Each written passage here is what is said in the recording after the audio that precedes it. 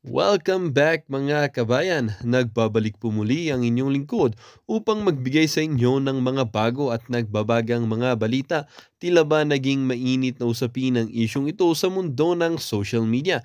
Isang mapayapang rally ang isinagawa ng libu-libong mamamayan na tinatawag Mausig Peace Rally ngayong araw bilang pagpapahayag ng kanilang pagtutol sa kasalukuyang administrasyon ni Pangulong Kuting Jr. Ang kilos protesta na tinawag na Mausig Peace Rally ay bahagi ng mas malaking kilusang people power na naglalayong patalsikin si Kuting sa pwesto. Ayon sa mga organizers ng rally, ang kanilang aksyon ay isang tahimik ngunit makapangyarihang paraan upang ipakita ang kanilang pagkadismaya sa mga pulisiya at pamamahala ng administrasyon ni Kuting. Pinuna nila ang anilay walang saysay ng mga pangako at paboritismo ng pamahalaan na umano'y nagdudulot ng mas maraming problema sa ekonomiya, karapatan sa kalusugan at karapatang pantao. Kabilang sa mga nagsalita sa rally ang kilalang personalidad mula sa oposisyon at ilang mga dating miyembro ng gabinete ni dating Pangulong Ferdinand or dating dating Pangulo na si FPRRD. Ayon sa kanila, malinaw na nawalan na ng tiwala ang taong bayan kay Kuting at ang tanging solusyon ay ang kanyang agarang pagbaba sa pwesto. Habang nagaganap ang rally, mahigit naman ang pagbabantay ng mga otoridad upang masigurong mapanatili ang kaayusan. Ayon sa pulisiya, handa silang rumesponde sa kanilang sakaling magkaroon ng kaguluhan, subalit hanggang sa oras na ito ay nananatiling mapayapa ang sitwasyon. Sa kabila ng malakas na panawagan ng mga rallyista, mariing namang itinanggi ng palasyo ang aligasyon laban kay Pangulong Kuting. Ayon sa tagapagsalita ng Pangulo, nanatili ang administrasyon na bukas at dialogo at nakaandang pakinggan ang mga hinaing ng taong bayan. Ngunit iginit din nila na hindi katanggap-tanggap ang anumang panawagang pagpapatalsik sa Pangulo.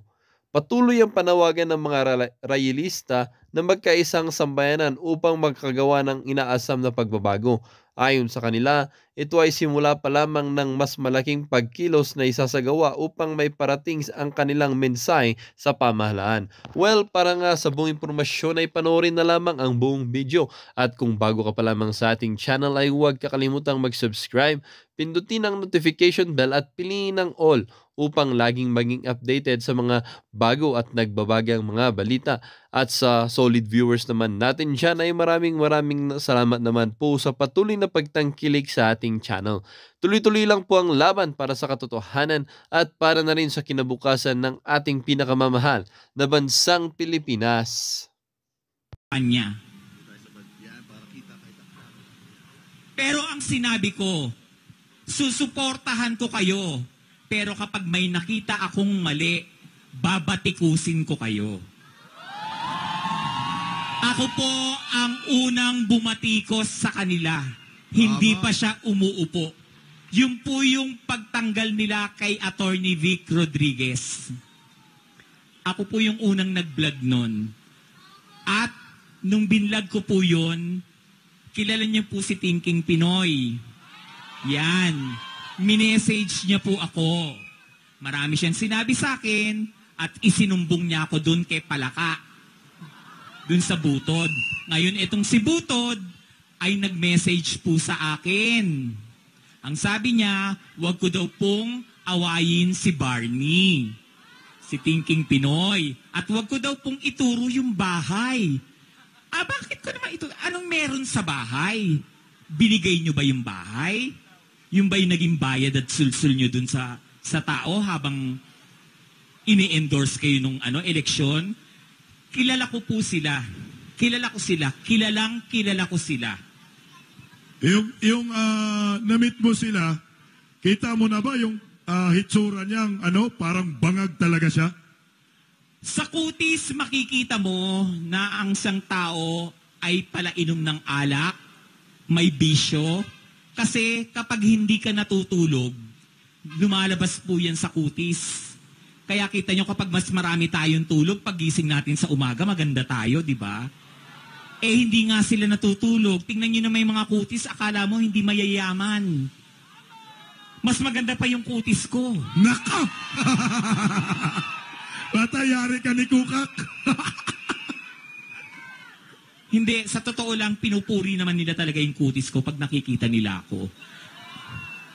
Pero, huwag tayong maglaro ng bobo-bobohan sa katanga-tangahan. Correct. Diba? Huwag mo kaming laruin. Una sa lahat, katulad ko na 23 years ng OFW, ramdam ko po yung hirap. Matagal akong nahiwalay sa pamilya ko. Tiniis ko yun. Na akala ko, yung sinuportahan kong presidente ay makakatulong sa mga OFW na katulad ko. Marami kang ipinangako sa mga OFW na hindi mo tinupad. Nabudol ka, Madam Peebles. Nabudol. Mambubudol! Mambubudol! Mambubudol! Mambubudol! Mambubudol! Bakit ka nabudol? Magaling umarte? Oh, artista! Artista, akala mo kung sinong mababait kapag nakaharap. Pag nakatalikod. Pag nakatalikod, ang kausap yung mga kapwa nila mayayaman. Diba? Sino ang sinuportahan nila? Kanino nila ibinigay lahat ng business? Lahat yung naiya. Ayan, naiya. Nabinta na. Ginawang private sector, binigay sa mga kumpare, sa mga kumpadre. Yun ang ginawa niya. PCSO. PCSO, saan kayo nakakita na nagkaroon ng 433 winners na isang number lang ang tinayaan? Kay Pangaglan! Check. Paano nakapagsampa ng kaso ang manager ng PCSO na ang lawyer na hinire sa US ay sikat at mamahaling lawyer? Nako, sino yan, madam? Yung lawyer, si Mel Robles. Mel Robles, Nagsampa milyonaryo. ng kaso kay Maharlika. Ang kinuha niyang lawyer ay lawyer ni Johnny Depp. Wow, yayayamanin! Na ang nagastos ni Johnny Depp sa kasong yun ay $5 million. Saan kukuha ng $5 million yung taga-PCSO? Sa luto. Diba? Panalo. Luto. Linuluto nila yung loto. Linuluto ang loto. Ito pala, Madam Peebles, sa loto, sila, araw-araw, panalo. At sigurado. Sa loto, ang BBM admin ay panalo at sigurado. Tapos tayo kawawa, nga. Sobra na yung mga kasinungalingan. Kasi po ako, ang puso ko po ay nasa mga OFWs. Dito Dahil tayo, madam. 23 years po akong OFW. Ayokong maranasan nila yung naranasan ko na hindi ko nakasama yung magulang ko hanggang sa namatay sila. Hindi ako nakauwi. Hindi ko nayakap. Yung pinangako mo na magbibigay ka ng maraming trabaho sa OFWs para bang hindi na sila bumiyahe, hindi mo tinupad. Sinungaling! Sinungaling! Sinungaling! Sinungaling! Sinungaling! Sinungaling! Ayan, pakain kita sa aso. Hindi mo tinupad. Hindi mo alam yung pakiramdam ng mga OFW na mahiwalay sa mga anak at mga asawa at sa pamilya nila. Yung mga OFW na nagtatrabaho dahil meron silang pamilyang may sakit. Tinitiis nila lahat ng lungkot na yon, pero ikaw, singhot ka lang ng singhot. Wala kang pakialam sa nararamdaman ng mga OFWs. BBM Bangag! BBM Bangag! BBM Bangag! BBM Bangag! BBM Bangag! BBM Bangag! BBM Bangag! Kaya BBM Bangag! maraming salamat po sa inyong lahat. Huwag po tayong tumigil sa paglaban, sa kasamaan. Tuloy lang po natin ang laban kahit umuulan. Tama! Ulan lang po yan. Dahil meron pong kasabihan na there is always a rainbow after the rain. Pero kung hahayaan natin na mamuno ang isang adik, hindi na tayo makakakita pa ng magandang kulay na rainbow, kundi puro darkness. Tama! Kaya tuloy-tuloy lang po ang paglaban natin sa kasamaan ng administrasyong bangag. BBM Bangag!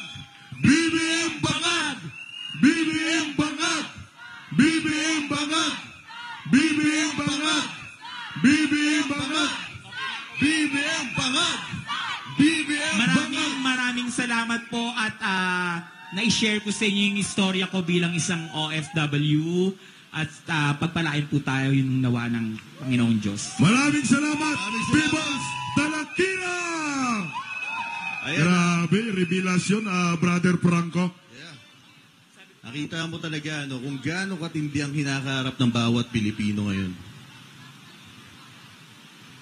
Alam niyo mga kababayan, hindi na tayo kagaya ng dati na pwedeng manipulahin na kahit anong lumalabas sa social media. Muli pinananawagan ko yung kay Torre, lumabas na ata, Nicolas Torre sa kanyang Facebook page na nagpapamassive report sa SMNI. Balik na rin natin, tayo mag-massive report kay Torre. Correct! Tayo mag-massive report sa terorista. I-report na yan! I-report na yan! I-report na yan! I-report na yan! I-report na yan! I-report na yan! I-report na yan! I-report na yan! Kaya partner, gusto rin natin bigyan din yung kahalagahan. Dito tayo sa medyo liwanag. Okay, partner. Yan. Huwag tayo sa dilim, gagaya tayo kay BBM, wag. Dito tayo sa liwanag. Gusto natin bigyang halaga ang impormasyon.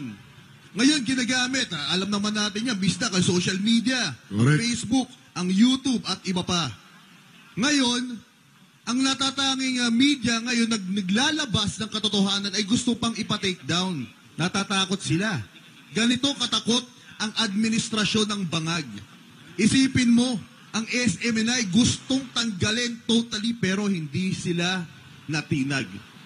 Nanatiling matatag ang SMNI at hanggang ngayon, nakatayo at mas lumawak pa, mas lumakas at mas maraming namumulat na Pilipino. Lumalaban! Lumalaban!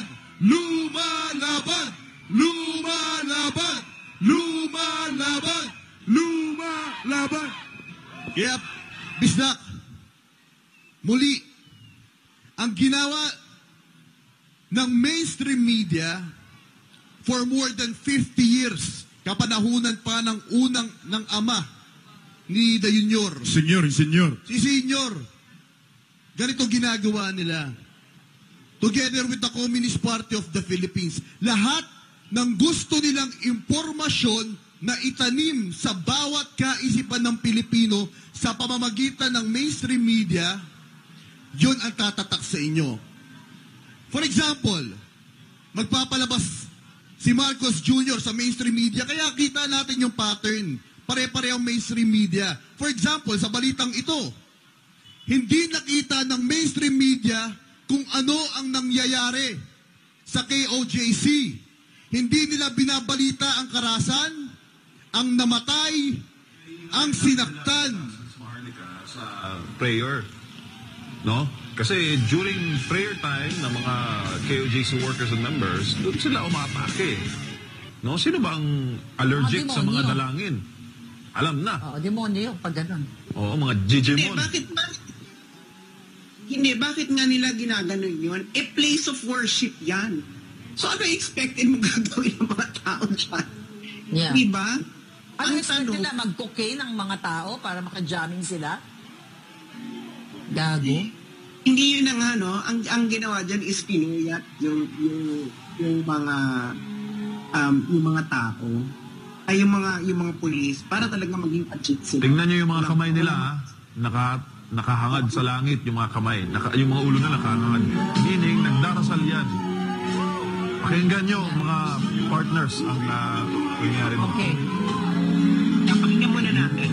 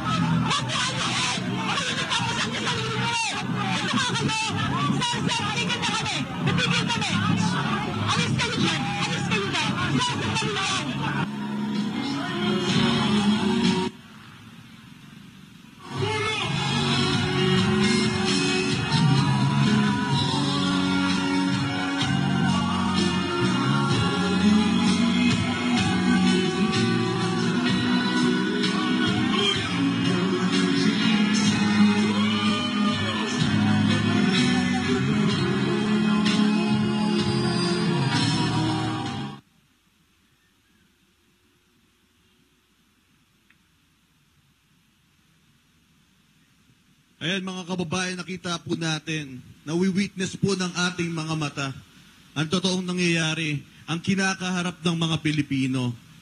Sabihin natin, okay, nangyari lang to sa KOJC. Pero hindi po ba natin naiisip na posibleng itong mangyari sa buong mamamayang Pilipino kung hindi tayo magkakaroon ng isang malaking hakbang para pigilan ang kahibangan ng bangag. Hindi natin pahihintulutan na palalain pa niya to. Kung kaya niya nga gawin, isipin nyo ang buong kapulisan mula dito sa Maynila, sa iba't ibang lugar, iba't ibang rehiyon, binitbit niya para lang sa mga misyonaryo, para sa isang butihing pastor. Pero, ang mga nagkalat na kriminal na mga krimen na nangyayari ngayon, ang di mabilang na mga batang nawawala, hanggang ngayon, meron bang sagot ang gobyerno? Wala! Ang bigas na sinasabing 20 pesos, meron pa rin bang sagot ang gobyerno? Wala! Ito ang malinaw na indikasyon na hindi na tayo papayag pa. Hindi na natin pahihintulutan. Mag-uumpisa to dito. Mag-uumpisa ang hakbang natin dito. Papunta sa Malacanang. Mag-uumpisa tayo dito. Hindi tayo patitinag. Kaya lahat ng mamamayan, makiisa tayo. Ipakalat natin ang mensaheng ito. Sabihan nyo lahat ng mga kasamahan nyo, magbago sila, tumayo sila. Imulat nila ang kanilang mga mata. Huwag nating hayaan na mula sa ating henerasyon, papunta sa ating mga kaanak-anakan ay magmamana ng kabangagan ni Marcos. Tama ba, Bisdak? Tama dyan, brother Franco. Nandito ba si Madam Peebles? Talakira. Oh, ayan po yung ano. Ayan o, kita nyo, oo. Ano ta, mukhang diwata ba? Mukhang diwata? Impacto yan, tol. Mukhang impacto yan. Mukhang tiyanak yan. Brother Franco, meron lang kunting i-promote si Madam Peebles.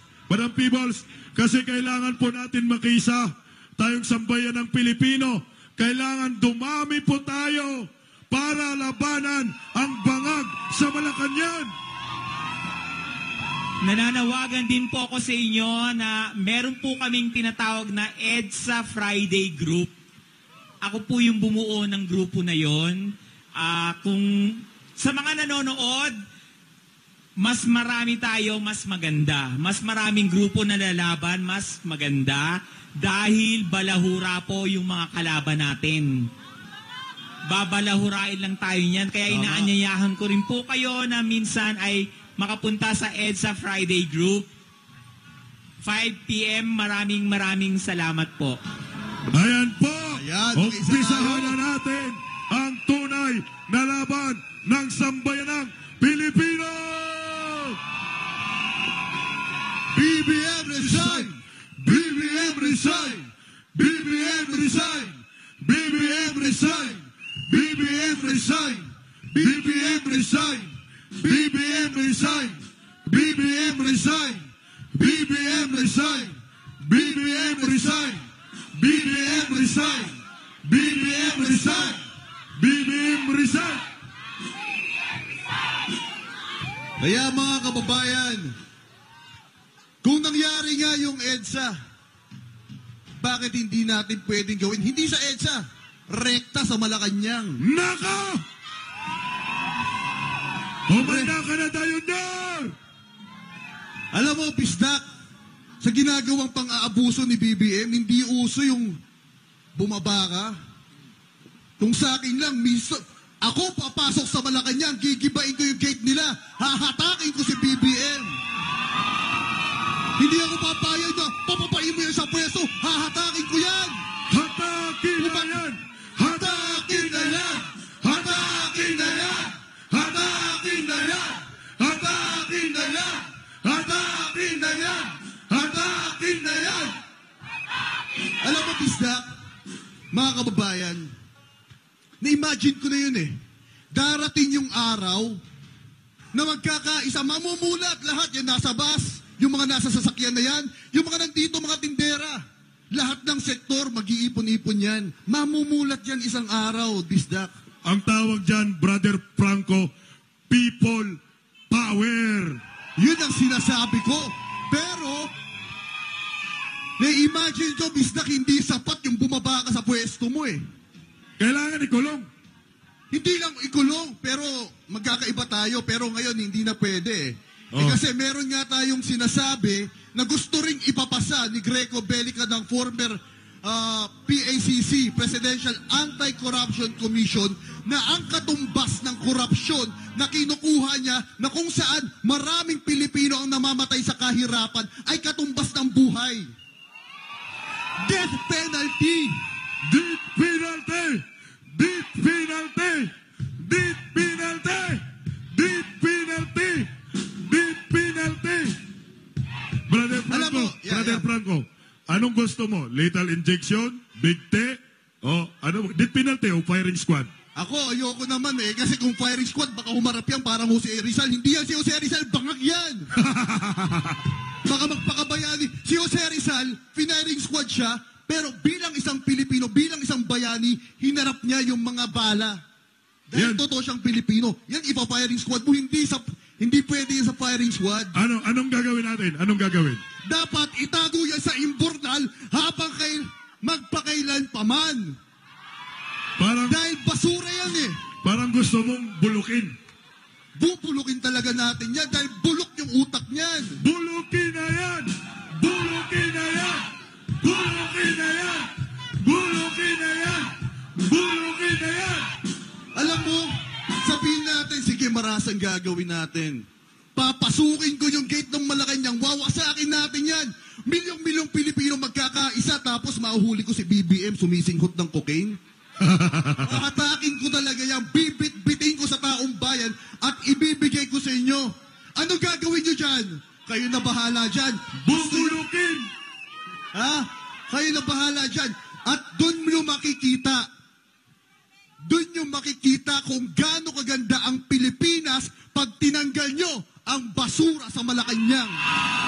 Miss Pa! BBM basura! BBM basura! BBM basura! BBM basura! BBM basura! BBM basura! Pero alam mo, bisag gusto ko lang din bigyan ng linaw. Bakit ganon yung nararamdaman ko? Sabihin nila, masyado matapang, masungit. Masyadong brutal, partner.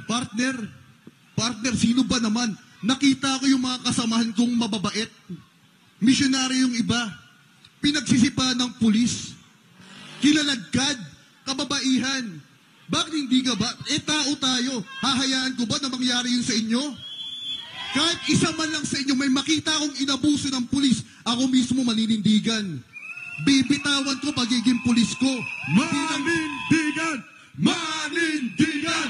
Manindigan! Manindigan! Manindigan! Manindigan! Alam mo, Brother Franco, tama talaga yung sinasabi mo eh. Dapat po talaga manindigan ho tayo. Kasi ho, kung hindi ka maninindigan sa iyong karapatan, aabusuhin ka, Brother Franco. Correct. Kasi itong ginawa ho ng mga kapulisan sa KOJC, hindi na po ito gawain ng ordinaryong pulis. Marami pong mga mababait na mga kapulisan, mga kilala natin, nandito sila. Pero itong team talaga ni Tory, grabe, isang salamin ng isang demonyong tao, partner. Kaya nga, partner, makakapagsalita talaga tayo. Kasi wala naman ako magamit na salita na babagay sa isang uri ng talaga namang muragyawa na yan. Kaya naman, gusto ko rin bigyan linaw kung bakit ganito, partner. Yung ganitong uri ng imahe, sa bawat Pilipino, kung titignan nyo ba yan, katanggap-tanggap ba yan? Hindi! Hahayaan nyo ba yan? Hindi! Manonood na lang ako na namamatay na yung mga Pilipino, ganun ba tayo kawalang konsensya? Hindi! Kaya panahon na ngayon, kami lang ang ginawang sample. Ito lang ang ginawang modelo na kayang gawin ng bangag na administrasyon sa buong Pilipinas. Kung walang tatayo sa atin, at hahayaan na lang natin na imasaker yung mga tao, wasakin na lahat ng gusto nyo. Dahil dito, kahit sino, for example, ito, anytime na, dahil nga ang bangag, hindi nagfa-function, mentally deranged, hindi nagfa-function yung utak niya na maayos, hindi nagfa-function niya na maayos, kaya kahit anong gawin niya, even labag sa batas, ay gagawin niya. Which is napakasakit dahil may binuo tayong konstitusyon na kinakailangan natin sundin. Naniniwala tayo sa batas. Binuo ang batas para tayo ay may karapatan at mabuhay ng marangal. Panoorin po muna natin ang ating mga butihing senador na ipinaglaban tayo sa nangyaring privilege speech nila. Let's play. Branch 15 of Davao City. So ganito na pala ang utak ng ating kapulisan ngayon. May order na ang korte na ibakit nila yung lugar. Ayaw sumunod. So, ano na nangyari sa bansa natin, Mr. President? So siguro, Ganito na pala ang pag-iisip nating kapulisan. Ayaw sumunod ng korte. do we have a copy of the so-called TPO, Mr. President? Para makita I don't natin have the yung- copy, Mr. President. I'm just Siguro, relying on if we can- information. if we can Kakalabas lang ask- sa news. If we can ask our contacts in Davao to send us a copy of the TPO para at least makita natin. I will try, Mr. Opo. President. Kasi nakakabahala na rin po yan na ino-honor na nga yung service ng warrant of arrest kasi nga issued by a court, and then we have a court now, and I think the court which issued the warrant of arrest is not a Davao court, no? I think it is a Metro Manila court. Tama po ba yun? Alam ko pa. Tama po ba? Yung warrant of arrest po, the court which issued the warrant of arrest is not a Davao court, it's a Metro Manila Yes, based Mr. court. President. Tama? Correct, Mr. President. So yun, ino-honor na nga natin sa Davao. At ito na nga, nangyayari na to disruption of the life of the Davaoeños because it is taking too long to execute the arrest warrant. And then meron naman tayong court order, an order from a local court who is now more familiar with the situation on the ground. And the speaker is telling us that per his information, hindi sinusunod. But the terms of that court order, kailangan siguro makita natin kasi sometimes baka sabihin talaga nila, hindi naman to naka-address sa amin. Yeah, Mr. President, if I may read, RTC 11th Judicial District, Branch 15, Davao City, in the matter of petition for the writ of amparo, the Kingdom of Jesus Christ, the name above all names incorporated, KOJC, represented by Executive Pastor Marlon Acubo, Jose Maria College Foundation Incorporated, represented by Rosemary Dimag Naong, versus Honorable Benjamin Abalos, in his capacity as the Secretary of the DILG, the Philippine National Police, et al. Temporary protection order in a verified petition filed last July 1, 2024 by the Kingdom of Jesus Christ, the name above all names, Incorporated, Jose Maria College Foundation Incorporated, et al., against Benjamin C. Abalos in his capacity as the Secretary of the Department of Interior and Local Government, Philippine National Police, et al. Petitioners allege that the right to life, liberty, and security is violated or threatened with violation by an unlawful act or omission of the respondents. Thus, petitioners seek for the issuance of a writ of amparo, among others. In a resolution dated July 1, 2024, the RTC Executive Judge Retrina E. Fuentes found no urgent necessity for the issuance of the writ and ordered the immediate ruffling of the case among the regular court. Accordingly, this petition was ruffled to this court on July 3, 2024, and corresponding order was issued on July 8, 2024, directing the respondents to file their comment within 15 days from the receipt thereof. Around 5 o'clock in the morning of August 24, 2024, the PNP 11, armed with warrants of arrest, entered the compound of QOGC and JMCFI located along Philippine-Japan Principe Highway, Sa Davao City, in search of Pastor Apollo C. Kibuloy and other individuals. Diretso na ako sa decision ng Korte, Mr. President. Sige po. Hence, this court, under the current situation, sees the urgency to direct the PNP 11 to immediately cease and desist from any act or omission that threatens the life, liberty, and security as well as the properties of the petitioners. The PNP 11 is hereby ordered to remove all forms of barricades, barriers, or blockades that bar the access to and from the subject compound and hinder petitioners' religious, academic, propriety rights and the pursuit thereof by the each officers and members within the surroundings, within and surrounding the premises. The office of the Clerk of Court, General Trial is directed to immediately serve the order to any senior PNP 11 commanding officers present within the premises of KOJC compound at the regional office. So ordered. Signed.